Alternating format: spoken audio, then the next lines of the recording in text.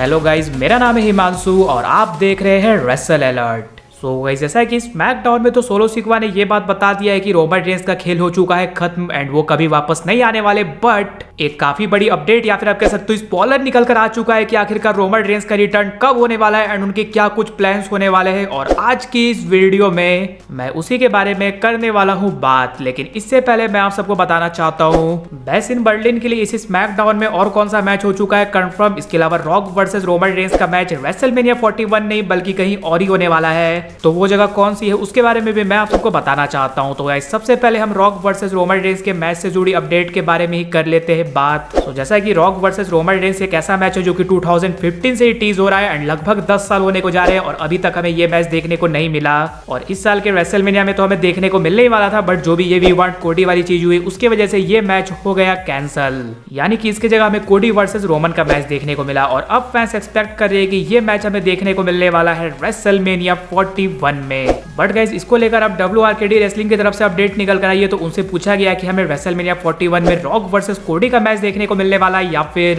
Rock versus Roman Reigns का। Then उन्होंने कहा कि रॉक वर्सेस कोडी रोड्स के होने के ज्यादा चांसेस रेसलमेनिया 41 में है और रॉक वर्सेस रोमन रेंस का मैच हमें देखने को मिलेगा उसके बाद की रेसलमेनिया यानी कि रेसलमेनिया 42 में। तो आप सब कह सकते हो अपडेट्स के अकॉर्डिंग तो और अभी हमें 1.5-2 साल इंतजार करना पड़ेगा इस मैच के लिए। बट हाँ, जैसा कि आप सभी को पता ही है WWE अपने प्लान्स कभी भी चेंज कर सकती है अगर उन्हें लगेगा फैंस ज्यादा रॉक वर्सेस रोमन रेंस की मैच की डिमांड करे तो वो हमें इसी मैच को करवाते हुए दिखेगी रेसलमेनिया 41 में। वैसे आप कौन सा मैच देखना चाहते हो रेसलमेनिया 41 में, रॉक वर्सेस रोमन रेंस या फिर रॉक वर्सेस कोडी रोड्स, वो जरूर से नीचे कमेंट कर बताना। इसके बाद नेक्स्ट बात कर ली जाए कि बेस इन बर्लिन के लिए और कौन सा मैच हो चुका है कंफर्म इस स्मैकडाउन में। सो सबसे पहले तो इस स्मैकडाउन में जब एले नाइट ने सैंतोस एस्कोबार को हराकर टाइटल रिटेन कर ली तब वो बैक स्टेज जाकर ये बोलते हैं कि नेक्स्ट वीक वो बर्लिन जर्मनी में हमें ओपन चैलेंज रखते हुए दिखने वाले हैं यूएस चैंपियनशिप के लिए। तो गाइस, बहुत लोगों को लग रहा है कि ये ओपन चैलेंज हमें base in Berlin premium live event में देखने को मिलने वाला, बट ऐसा नहीं है। नेक्स्ट स्मैकडाउन भी बर्लिन में होने वाला है, तो हम स्मैकडाउन में एले नाइट रखते हुए दिखने वाले हैं ओपन चैलेंज। वही बात रही कि फिर बेस इन बर्लिन के लिए हमें कौन सा मैच होते हुए दिखा ऑफिशियल, तो वो है WWE टैग टीम चैंपियनशिप का match the unholy union versus Bianca बेलेर and jet Kargil के बीच। अब ये मैच शायद से हमें तीसरी बार देखने को मिलने जा रहा है और एक्सपेक्टेड है कि इस बार यहाँ पर कुछ ना कुछ बड़ा होने वाला है।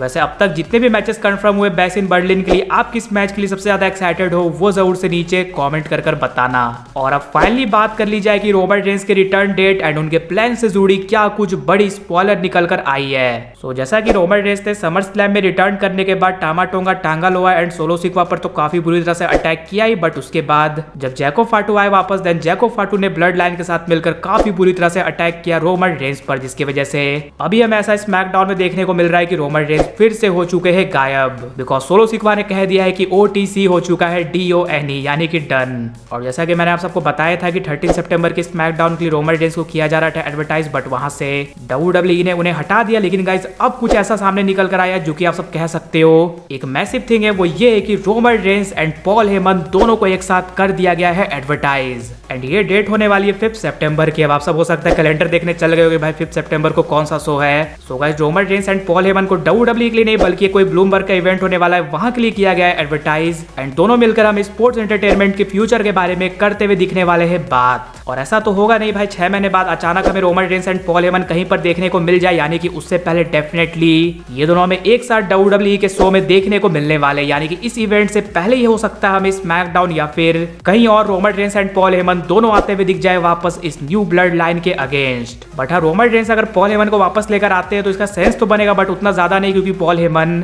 रोमन रेंस की कोई फिजिकल वे में मदद नहीं कर सकते इस न्यू ब्लड लाइन के अगेंस्ट। यानी कि हो सकता है Roman Reigns and Paul Heyman के साथ हमें कुछ बंदे भी आते हुए दिखे, और बंदे की जब बात होती है देन उसोस का नेम सबसे ऊपर रहता है। बट हाँ, ये भी हो सकता है रोमन रेंस हमें कुछ आउट ऑफ बॉक्स चीजें करते हुए दिखे एंड न्यू ब्लड लाइन के मेंबर्स देखने को मिले रोमन रेंस के साइड। और आप सभी को पता ही अभी 2 नाम जो कि रूमर्स में चल रहे हैं वो है हिकुलियो एंड जीला फाटू। इन दोनों के बारे में मैंने आप सबको पहले ही बता रखा है कि कौन क्या है, तो यहाँ से हमें ये चीज पता चल रही है कि WWE जो हमें दिखा रही है रोमन रेंस का एक काफी लंबा ब्रेक होने वाला, ऐसा कुछ भी ना हो, रोमन रेंस हमें 2-3 हफ्तों के अंदर ही वापस आते हुए दिख जाए पॉल हेमन के साथ। बिकॉज 5 सितंबर को वो दोनों जब एक साथ जाने वाले कहीं पर, तो वो दोनों उससे पहले हमें WWE में रियूनाइट होते हुए दिख सकते हैं। तो आप सब कह सकते हो WWE ने डायरेक्टली तो नहीं, बट हाँ किसी और तरह से हमें जरूर से रोमन रेंस से रिलेटेड एक काफी बड़ी चीज पता चल गई। लेकिन गाइज आप सब मुझे ये कमेंट कर जरूर से बताना कि आप क्या चाहते हो, रोमन रेंस के साथ कौन आते हुए दिखे हमें इस न्यू ब्लड लाइन के अगेंस्ट। इसके अलावा अगर वीडियो पसंद आएगी तो वीडियो को भी लाइक कर दीजिए और चैनल को सब्सक्राइब करने के साथ साथ उसके बगल वाले बेल आइकन को भी जरूर प्रेस कर दीजिए। तो मिलते हैं गाइज अगली वीडियो में।